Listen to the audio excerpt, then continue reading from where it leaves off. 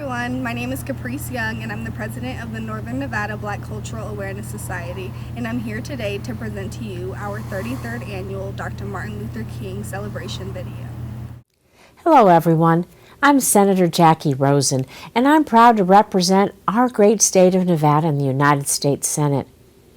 I want to thank the Northern Nevada Black Cultural Awareness Society for holding this 32nd annual Martin Luther King Jr. birthday celebration.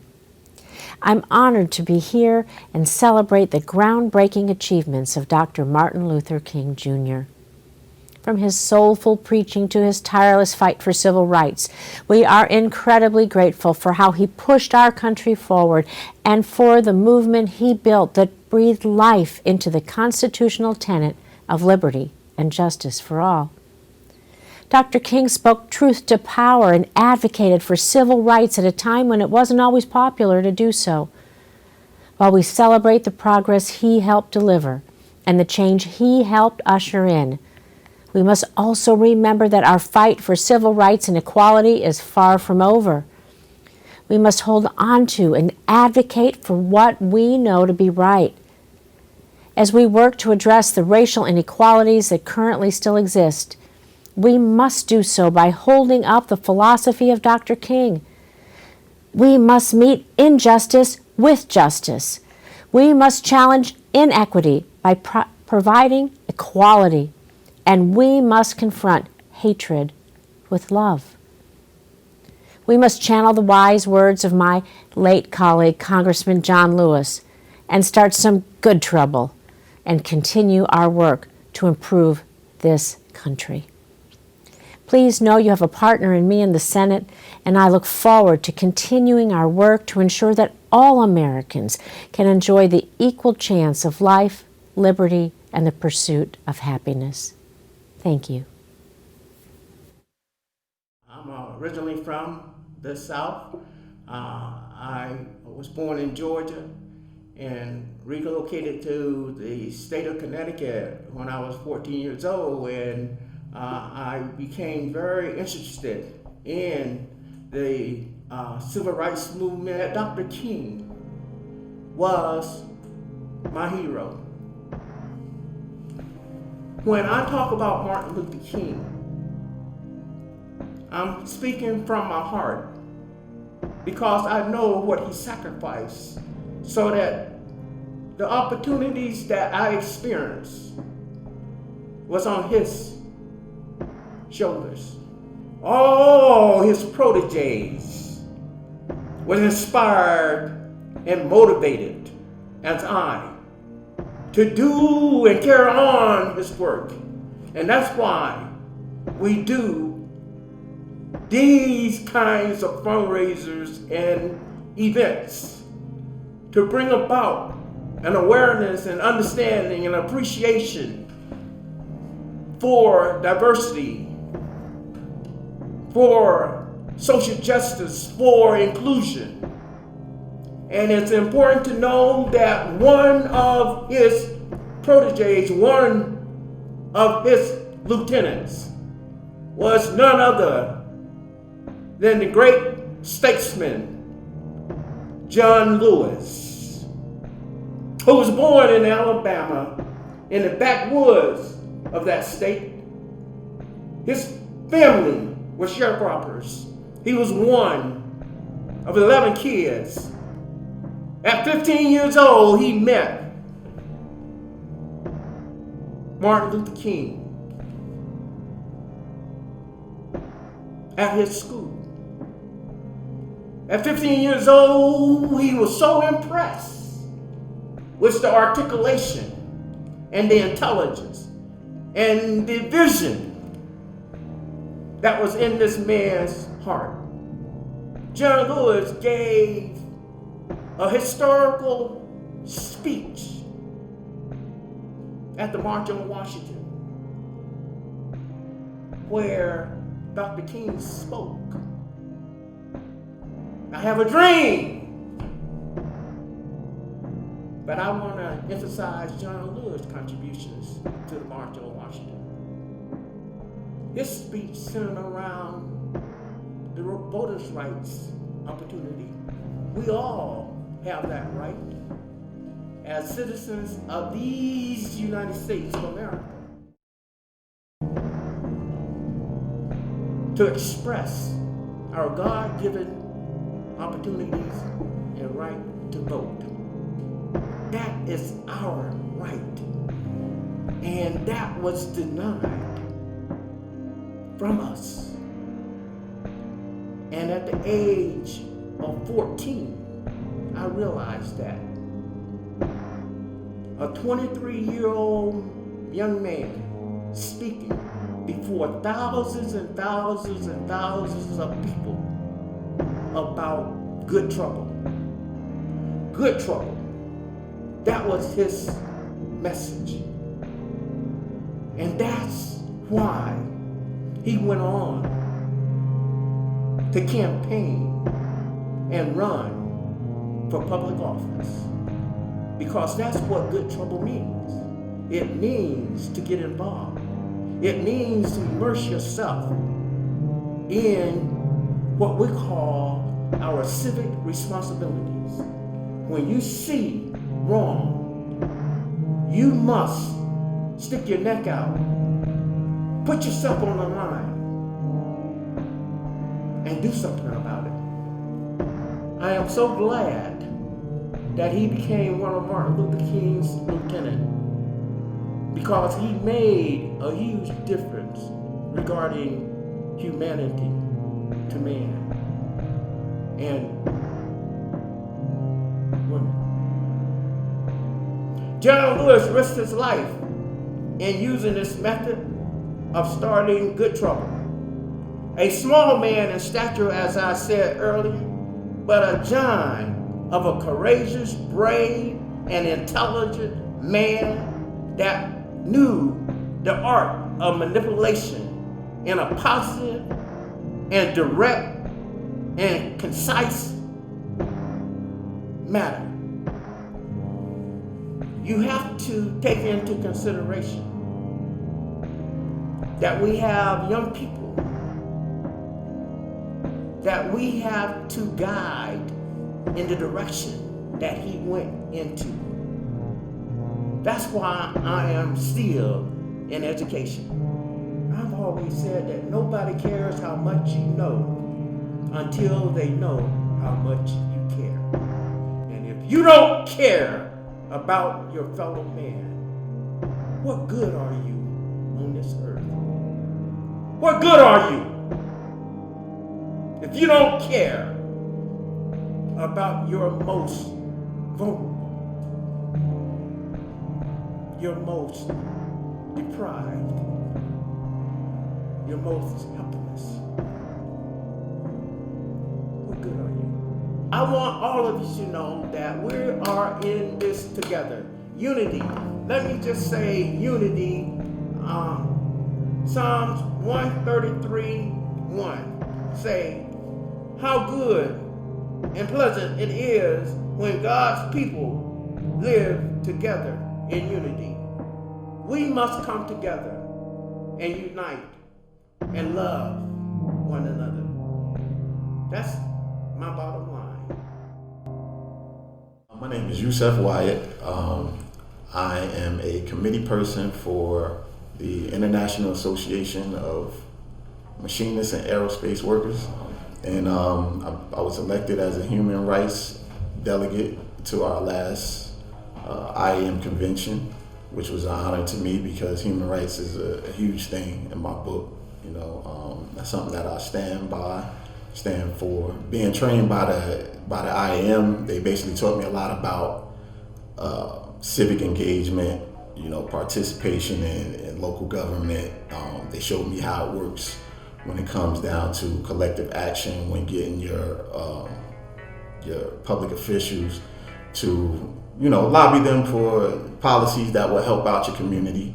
And, you know, that went right hand in hand with some of my studies that I took outside of work, which centered around African-centered studies, Africana studies, a lot of history based on, you know, Black people's history, African history of Black people in America. Well, Dr. King, he's one of my personal heroes because he was a man of commitment. He was a man of conscience and a man of courage. I mean, the things that he did was so courageous as far as putting his whole life on the line to challenge the status quo when even a lot of his colleagues weren't supportive of it. Like, for instance, when he went against the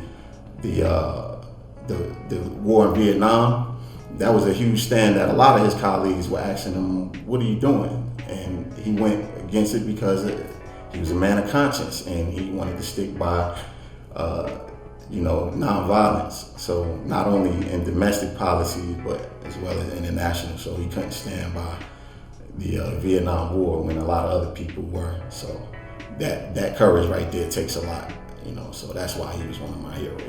Dr. King is misunderstood, and the way the media portrays him, they kind of like water him down and sanitize him and give people the impression that he just stood for like a colorblind ideology because of that quote in this "I Have a Dream" speech that we should be judged by the content of our character instead of the color of our skin.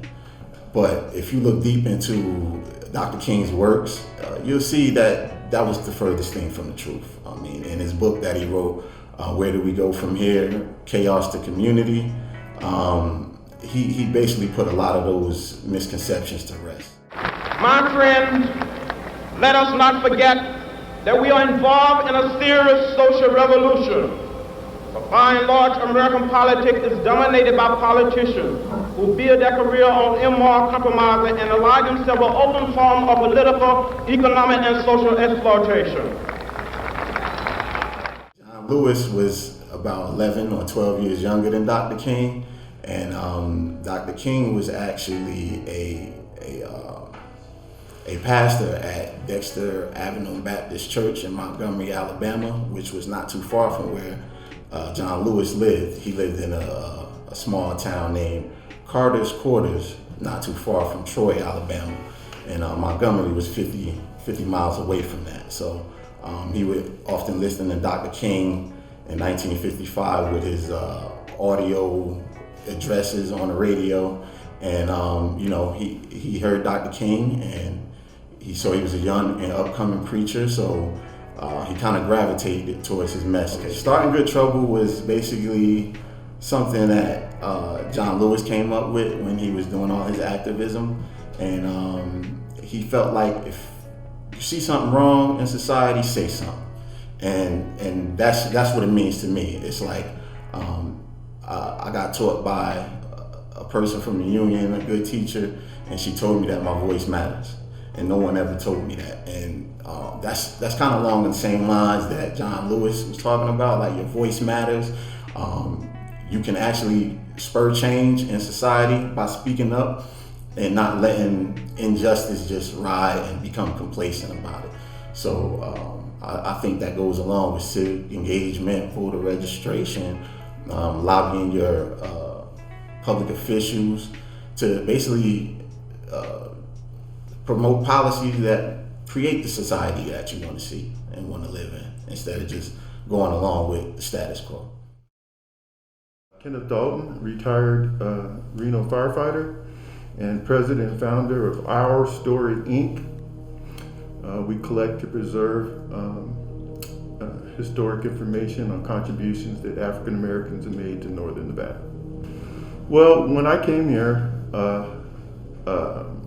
back in '84 to get on the fire department, they never had any black firefighters, in suppression on the Reno Fire Department. So, since then, learning that and learning that, Northern Nevada didn't have any black firefighters, it was a challenge for people to be comfortable with that concept. As far as even going on a call, one of my first calls was with a gentleman that was having a heart attack.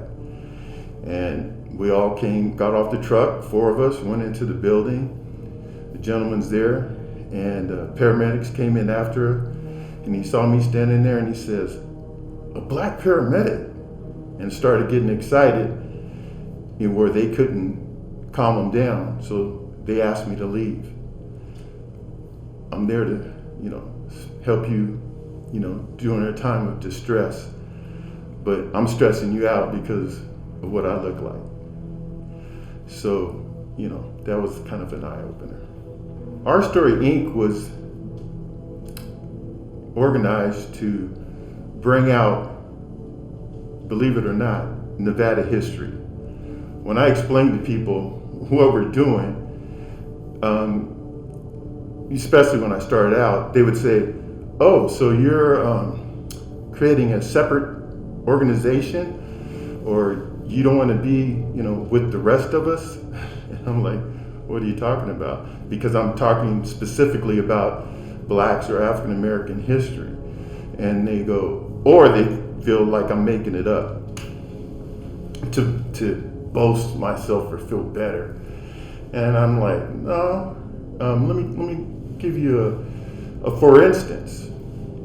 We're doing this interview today. There's a school built out in Golden Valley. You know the name of the school? Elementary school. Alice Smith founded the NAACP, and she's a civil rights advocate or activist in this community. That's why that school is named after her. Alice Smith is in Golden Valley. Do you know the street that Alice Smith sits on? It sits on Beckworth. James Beckworth is a Black explorer. His trail goes right, the street ends the trail, it goes across 395 towards Black Springs and goes all the way out to Hallelujah Junction, Highway 70, where the town of Beckworth is in his trading post.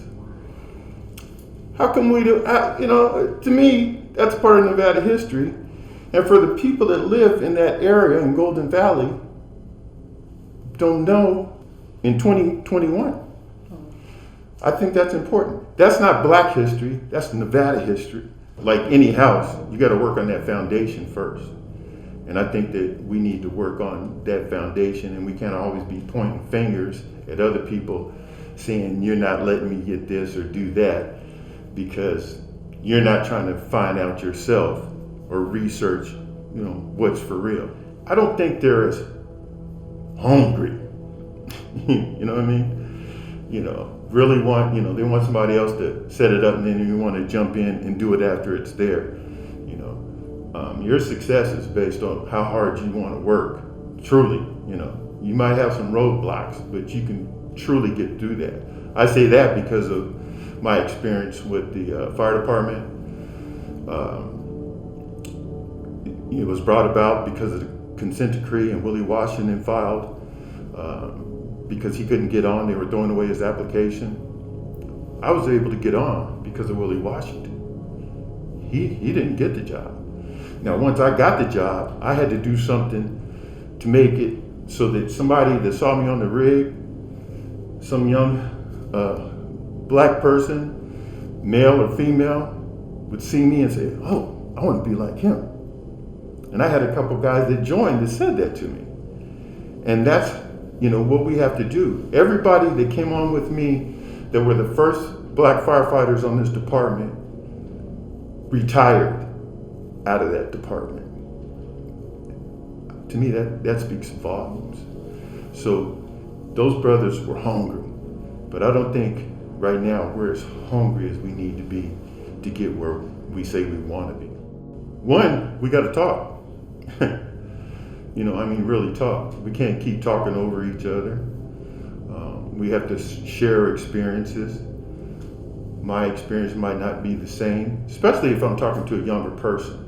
I think sometimes oh man, that's old stuff. Even when I talk to my kids. But then it makes you feel good when they come back and say, "Well, you know what, Dad?" Don't tell somebody. It's one way to tell somebody how to do something, but maybe help guide them a little bit more. I'm not going to be out there I'll just say, "Hey, I'm going to point you in the right direction. And then if you need any help from there, I'm your guy. And if I can't help you, I'm going to find somebody that can." Hello, I'm Chief Master Sergeant Angela Ash, the Wing Command Chief for the 152nd Airlift Wing.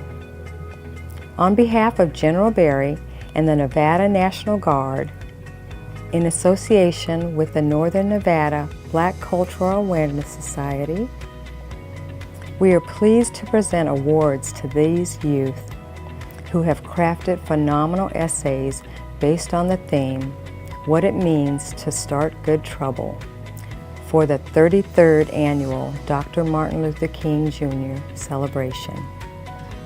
We appreciate their insight as emerging leaders in the community and look forward to hearing and seeing their contributions in the future.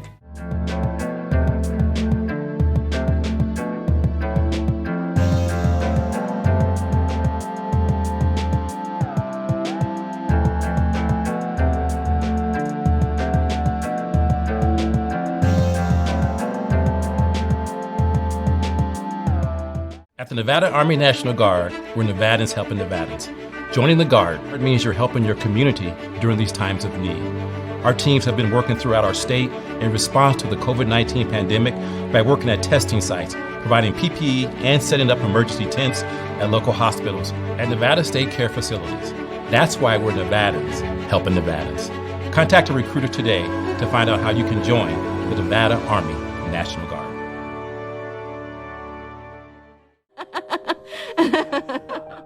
I started feeling like I had like a cold and I just wasn't getting any better. So I had been coughing and I just wasn't, I got to the point where I really couldn't eat. Like I couldn't even get up 11 stairs.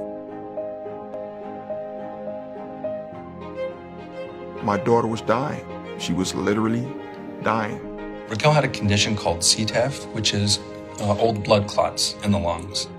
When we first met Raquel, she was very sick. She was in advanced heart failure from CTEPH and she was near death. I think she probably had less than 2 or 3 months to live. You can go through things and, still have a good outcome. We had to take a look and see if there were any providers that could possibly do this in Kentucky. So we did some research. It's well known that UC San Diego has the best endarterectomy program probably in the world. He felt like sending her to San Diego would give her the best outcome. He had already spoken to the surgeon out there where he cleared his schedule and said send her out as quickly as possible. Certainly there was extenuating circumstances because the procedure that she needed was out of state. You need that support and care when you're in the hospital. It helps your outcomes. Well, my dad going with me, basically he dropped what he had going on and it meant a whole lot.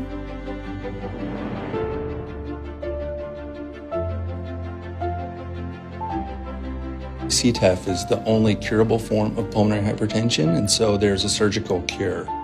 Once they removed the clots, her vitals were going back up to normal. Raquel looked amazing when she came back to clinic. And after the surgery, I felt like a whole new person. Like, I felt like I hadn't felt like that in all my life. It definitely was a collaboration between our inpatient team, outpatient services, case management, our network solutions, regulatory, our state partners, the physician reviewer, our medical director, and also Raquel's physician. I think it's really important for providers to have an open dialogue with insurance companies for multiple reasons, but primarily to get the best outcome for the patient, like in this case. I help find solutions. It's just what I like to do. If it was no Kathy, there probably would be no Raquel right now. And I've never even met Kathy, but I feel like if I seen her, I would probably run up to her and hug her. I love the woman, haven't even met her. Right. Right. You don't know me. No. I'm Kathy. I'm going to say your voice sounds so familiar. I can tell that she genuinely cared for my well-being. I don't give up very easily. The team that was put together for me was amazing. I believe Kathy felt like Raquel was her child. You have just made my year. It was a perfect process. We are committed to those we serve. We want to get them the best outcomes we can. We want them to get the right care at the right place. When I can make even the slightest change that can help a member, I don't know how to explain it. To us, it's not just a chart that's coming in for us to review for medical necessity. This is a person. She gave us the privilege to help coordinate care for her. I'm going to start back taking my classes for child development. I'm just so thankful. There's no way You could have went through all that and it just be you. When her case came in, she was in such dire need. I knew we would find a way, and we did. It's amazing to have support. Anthem, I feel like we're family. Lily, and I'm an artist and mother, teacher, community organizer, and activist. I feel like in this area especially, people are dispersed widely, and that there are two different Renos, just like there are two different Americas. There are personal events and community events that I feel like have affected me. Personally, I think that in some of my professional circles, during the last few months or during the last year, definitely people are coming to a moment of clarity, and I'm put in a position of either explaining or validating like the experience of whiteness as opposed to the experience of blackness to people that are closer to me, and sometimes that goes really well, and sometimes it goes really poorly.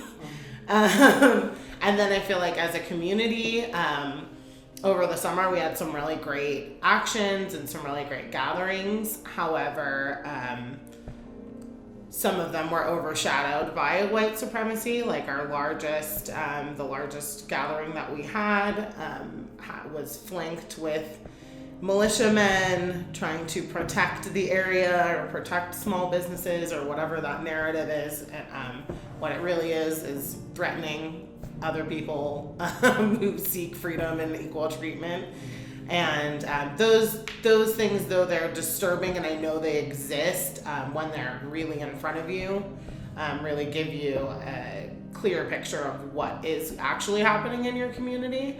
I live in downtown Reno, so all summer I heard Trump parades and things like that. There's often like far-right extremist artwork, propaganda, stuck all around. So peeling off things like that, covering up swastikas, other art projects. Just down home things, and then you go into the workplace and people say, well, how was your summer? And my entire when I was working at a school, it was the how was your summer conversation, and every single person in my school was white that was in that conversation, and all of them talked about how they relaxed and it was so great, it was so relaxing, they got to read books and puzzles. And I am sitting here thinking about like covering up swastikas and yelling and protesting and crying and comforting mothers whose children were killed by the police, and just imagining like what relaxing, how you could possibly relax, being personally offended that other people were relaxing during a time of such discontent for such a large part of the community. The biggest thing that I worked with, and my focal point right now too, is working on justice for Micaiah Lee. Micaiah Lee was a teenager who went to Sparks High School. He had just graduated, and in January of last year, he was experiencing a mental health crisis, and he was diagnosed with mental health issues early on in life, around 7 years old. So they did various treatments and everything, therapy, all the things that you could possibly do.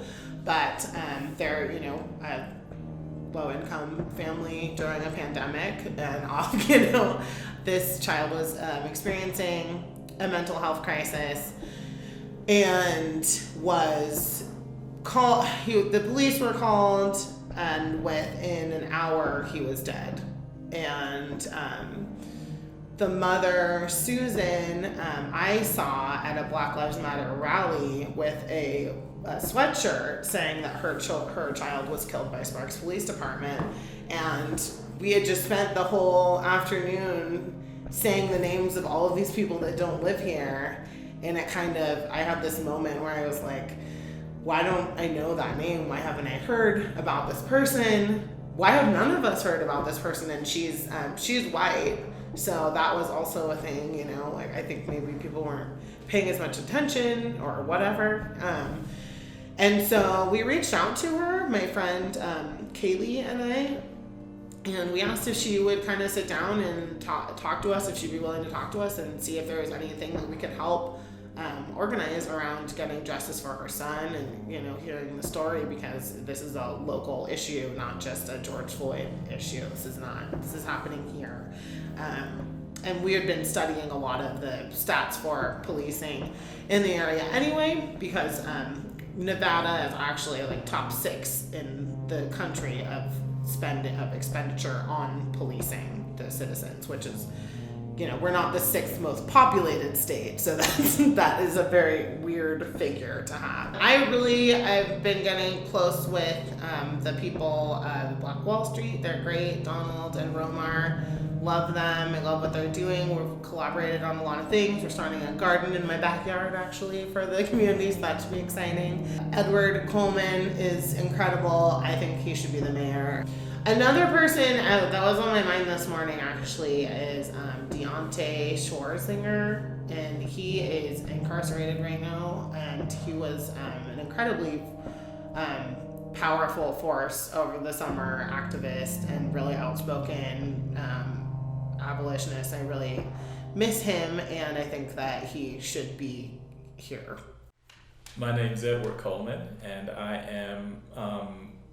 am the treasurer of the Black Caucus of the Democratic Party of Washoe County, and I work here in the Reno area in compliance and quality management. So around activism here in this community, I've seen some very great things and I've seen some very sad things. On the great side of things, I see there's a lot of people engaged across the spectrum in trying to raise awareness around specific issues and topics. But I also see the other side of that where there's kind of a malaise in the people who actually are the institutionalized people around here, and they tend to diffuse the energy in a way that doesn't result in change. So, just for example, there's been huge pushes around here for real police reform over the years, and they all seem to run into a brick wall of the city council, which could exercise and implement needed changes, but they choose not to. Locally, there's a lot of people, but in particular, Lily Barron is doing a lot of work. She seems to be involved in everything, and sometimes I wonder if she's actually human. Does she sleep? But she's a voice on everything around here pretty much, and I really appreciate having her there and hearing her speak. Somewhere else from the white ally community is Erica Minaberry. With white allies, sometimes they have the problem that they themselves are wrestling with. How am I going to deal with my white privilege and also work with black people? And I'm not saying Erica doesn't have those issues, but I'm saying that she's moved beyond the point of trying to figure it out and is actually using it to help. For me, good trouble is ripping off the varnish. So a lot of people, especially in this area, seem to be conditioned to not want to speak directly about how an issue affects black people. They like to speak in vague generalities, and I do away with that. I tell you exactly, this is how your behavior affects black people. Change it. And then I'll help you figure that out. But first you have to acknowledge you are part of the problem and your actions are enabling these things. I think the African American community here, it's one of two things. Either it's underfunded, but why it's underfunded is the question. Is it because there are groups here that are receiving these funds and they're just not using them, or there's just no care? So I honestly think it's probably somewhere in the middle. The actionable steps I see would be, one, it needs to shore up its identity. The black community here in Reno has been traditionally small. It's kind of insular. Everybody knows each other. And I think they need to open up and embrace new blood, because that, even though they have had victories and things in the past, those times are over.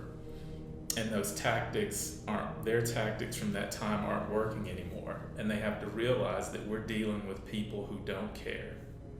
And that we have to change.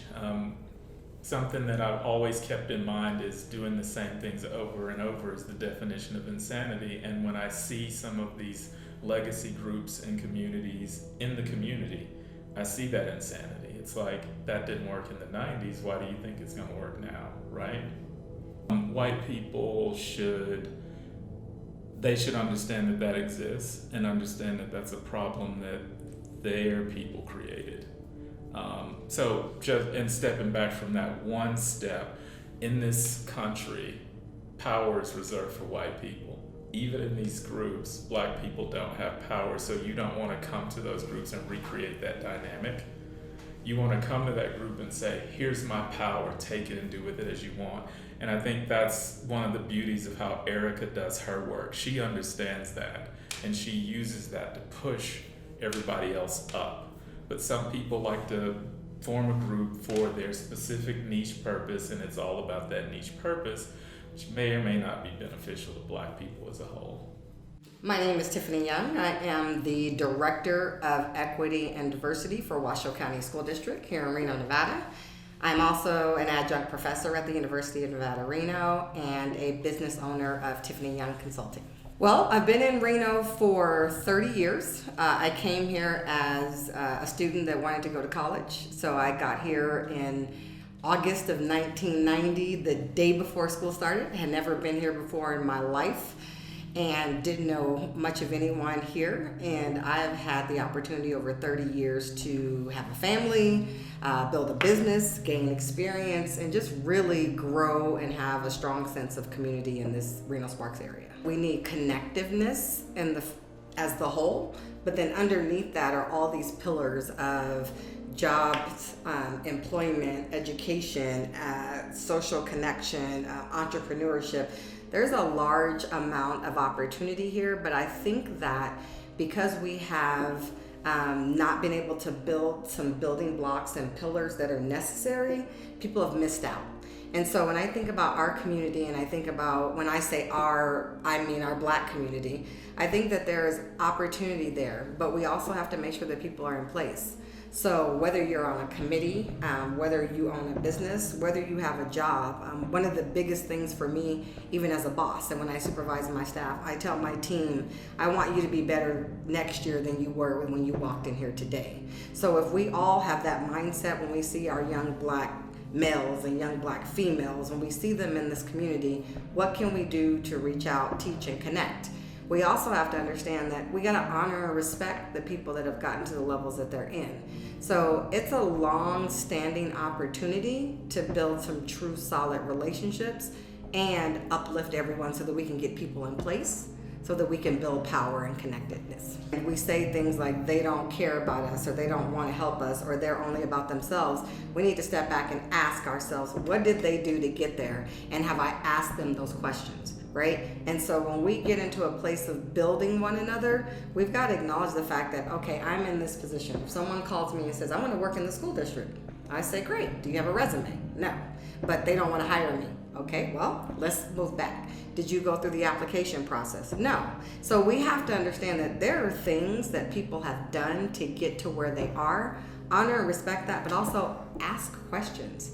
Ask how I can get involved. And then people that are in positions like me, when we see that you're doing the work, we should take the onus to start to break down those barriers. We should be the ones that are the allies and the advocates that come into a place to say, this is an avenue that you can get into. Here is a door that I know is closed, but I'm gonna see if I can come in here and open it for you. But it takes the responsibility of the people that need it and the people that are doing it. We've gotta have some skill, some will, and ability to get to where we need to go. And so for me personally, Tiffany Young, starting Good Trouble is one, being able to say what I want, what I need, and what I'm not gonna do to further the benefit of myself and my family. That's my starting Good Trouble.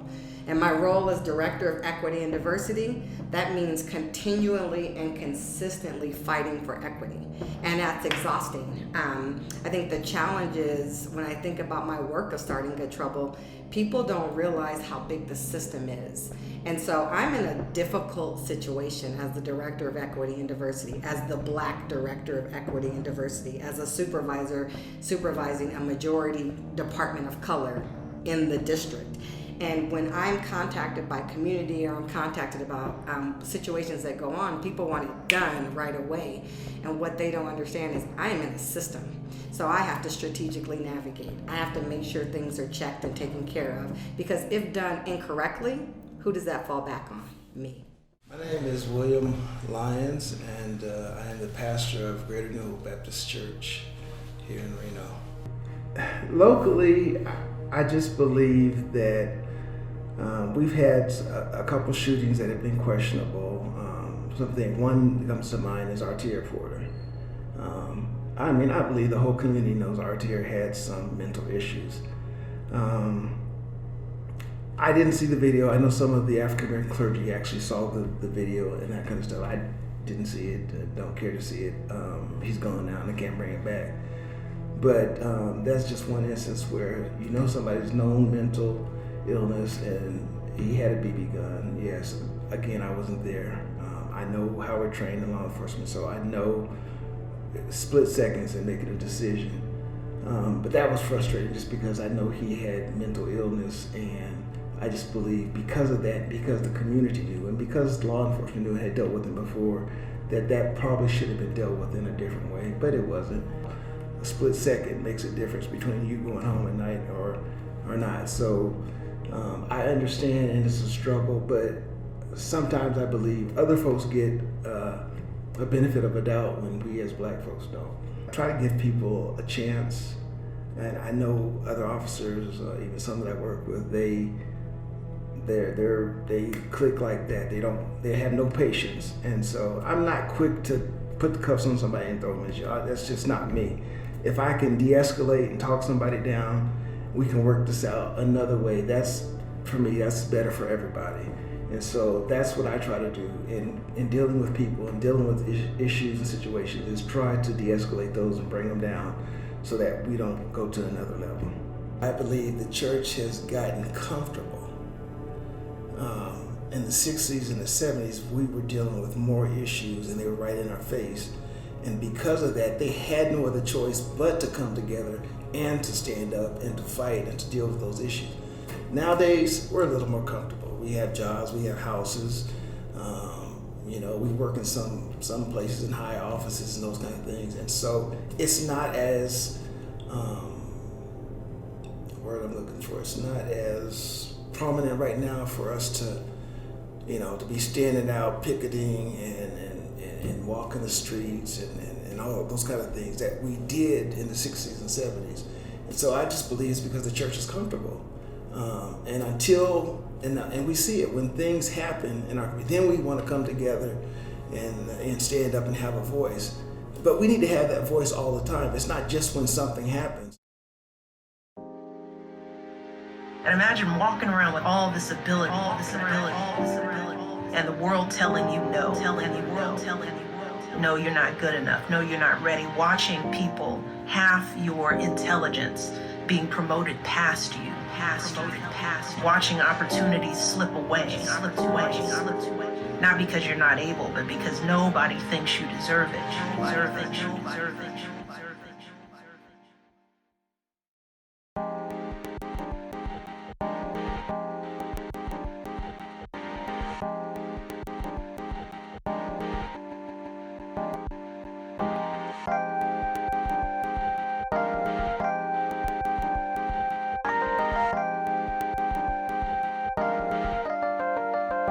I wasn't given the chance, no, but I did what I had to. Look at me now, I'm a star. That's with or without you. I'm a star. I'm a star. I'm a star. I'm a star. I wasn't given a chance. Wonder why we raise our fists kiss with the black hand. I come from kings and queens from way back when we were slaves and they tried to keep us packed in. Our ancestors took the charge on the back end. They tried to trap us, giving hoods all the Mac 10s. Just drug money and war, they satisfaction. Don't really see them help the poor, but they tax in. They teach history, but leave out all the facts, man. I did some things you ain't gon' do. I've been through some things you ain't go through.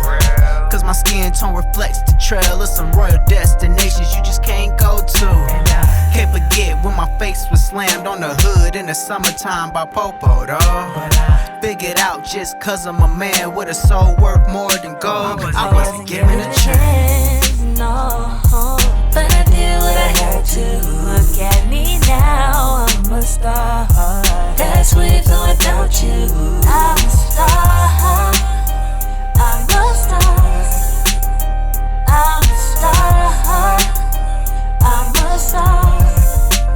I wasn't given a chance. Blessed for the skin I'm in, even at odds with history. I won't let it place value on my predicament. Now I may fall, but the fell isn't in my character. My DNA is too worthy for that embarrassment. A million times they probably counted me out. Said I won't make it and tried to fill up my head without doubt. Tried to get reason why I wouldn't amount unless I sold myself over, promoted change. You know them things that bind the slave. Said if I talk down to women, endorse material things, I could maybe have a shot. That's what you thought. Said if I don't, I wouldn't start. Handed me nothing and still turn into a star. Same thing that with Chapon. Look, no hard feelings, I'm too strong of a man. Put that on God, but my success will spread to other black hands. And that's my word, water's bond, and I'ma make it great. Ballad of a black man just trying to pay the way. I wasn't given a chance, baby.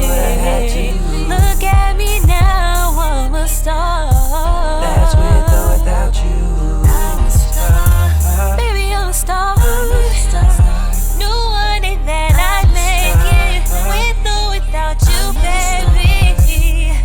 I wasn't given a chance, baby. Look at me now, I'm a star. That's with or without you. I'm a star. Baby, I'm a star. No one did that I make it with or without you, baby. I wasn't given a chance.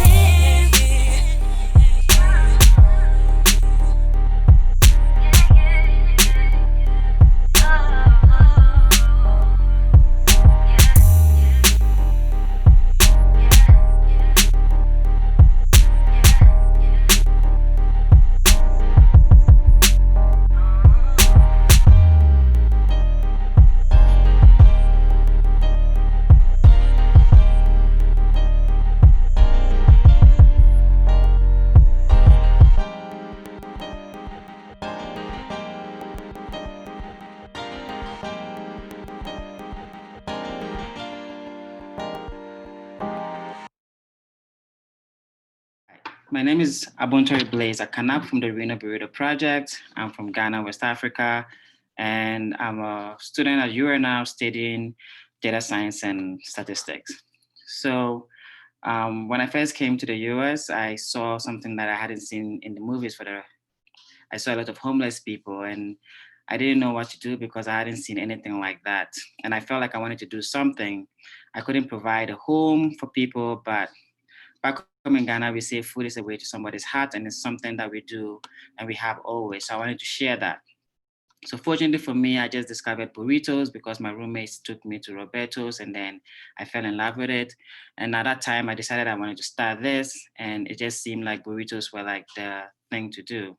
So I bought 4 burritos from Roberto's, handed it out to some homeless people around, and then I decided that if I wanted to do more, probably I should cook it myself. So I got some recipes for some friends and got some friends together.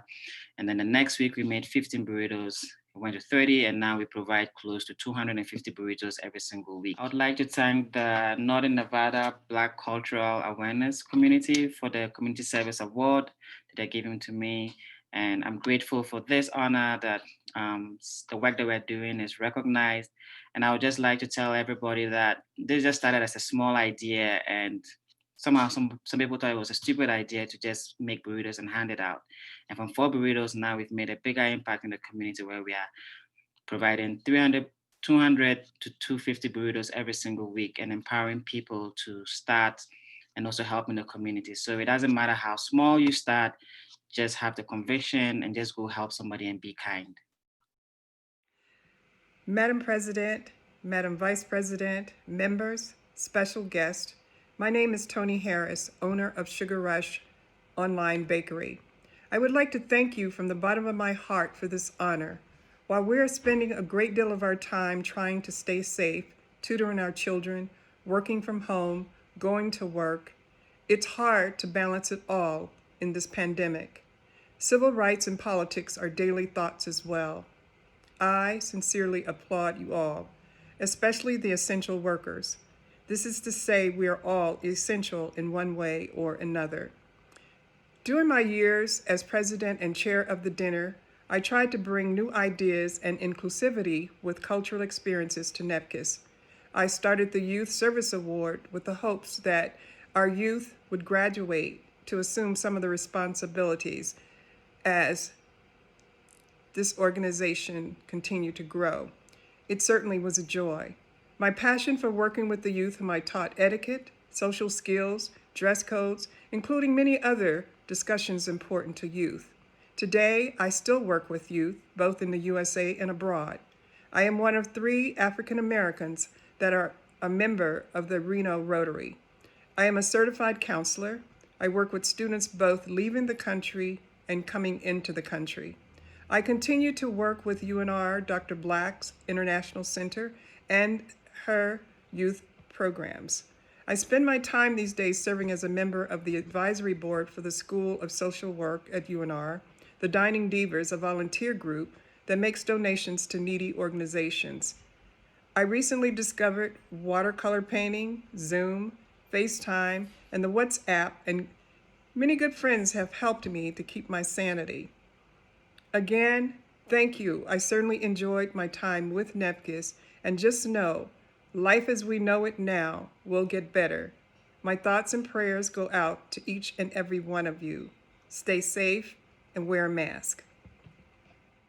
I hope that my legacy is just, my son, actually, I see it in my son already, is just not letting anything fly. If it's wrong, call it out. Call it out, call it out, call it out. My legacy would be that people said, the people that I came in contact with said I did something to help them shift. I did something to help them change the direction of what they were going into. I did something to motivate them. I did something to help them think. I helped them shift. And that's really even the theme of my business, is that shift happens. And so I would hope that that's my legacy. What do you want people to say about you when you're gone? And the first thing, because of course I'm a Christian and I'm a pastor, I'm a child of God, I want people to say that he was an upright and honest guy. I don't want to die and people say that guy was a crook, he wasn't no good, he did this, he did. I want to be somebody that has left a positive image in the lives of people, somebody that expresses the love of God to everybody and that has made a change in people. I want people to mention me like they mentioned my father. I was reading a post on Facebook of somebody that was had their 41st wedding anniversary, and he actually posted it and he says, Pastor Lyons, he's talking about my father, told me that when you get married, you're going to love her more when you get down the road. And here he is 41 years later, he remembers what my father told him. And so that was a positive impact. And I could go on and on. There's many positive things because of what he did in the community in Alaska where I'm from. And so I want to be somebody like that when I'm mentioned, it's going to be a positive experience. I remember when William Lyons Jr. helped me do A, B, and C. I remember when he encouraged me to do A, B, and C. I remember how he helped me to get over this situation, or how he, brought me along and those kind of things. I want to be an encouragement to everybody that I come in contact with. I think my legacy is going to be that. I think that was big for me, to not just be a hashtag, just a dash, when I'm gone, I'd like people to say, man, you know, that King Dalton was something else, man. He made a difference in the community. He was always out there, you know, trying to push and encourage, you know, his community, black and white, you know, that he was a, you know, good person and he did something. And then, you know what? They can name what I did. Well, my legacy, I would like to be remembered for somebody that tried to be a bridge between the older generation and the younger generation. I definitely am a person that considers myself a serious student of history. And I think I would like to be remembered for somebody who made efforts to restore and reshape the narratives around a lot of our history that's been distorted, and you know, tell our history that'll make it relevant to the past so we can chart our future in the present.